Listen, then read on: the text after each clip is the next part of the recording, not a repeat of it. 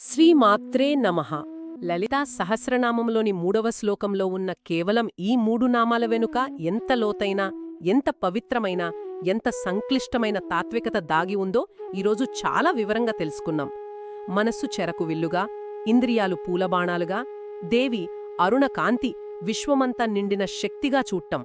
ఇవన్నీ ఆ జగన్మాత కరుణ ద్వారా నడిచే అంతర్గత శుద్ధి మార్గాన్ని, ఆధ్యాత్మిక పరిణామక్రమాన్ని మన కళ్లకు కట్టినట్లు చూపుతున్నాయి. అవును. ఈ విశ్లేషణ నుండి మనం ముఖ్యంగా గ్రహించాల్సింది ఏమిటంటే, మనసును శత్రువుగా చూడాల్సిన పని లేదు. దైవానుగ్రహంతో దాన్ని శుద్ధి చేయవచ్చు. ఉన్నత లక్ష్యాలకు సాధనంగా మార్చుకునే శక్తి మనలోనే ఉంది. అలాగే ఇంద్రియాలను బలవంతంగా అణిచివేయకుండా వాటి స్వభావాన్ని అర్థం చేసుకొని సున్నితంగా, కరుణతో వాటిని దైవం వైపు మళ్లించాలి.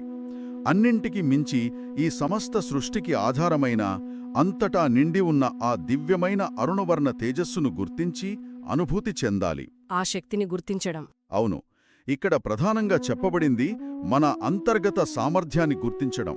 కఠినమైన అహంకారపూరిత ప్రయత్నాలు కాదు, వినయంతో, భక్తితో కూడిన సున్నితమైన పరివర్తన సాధించడం.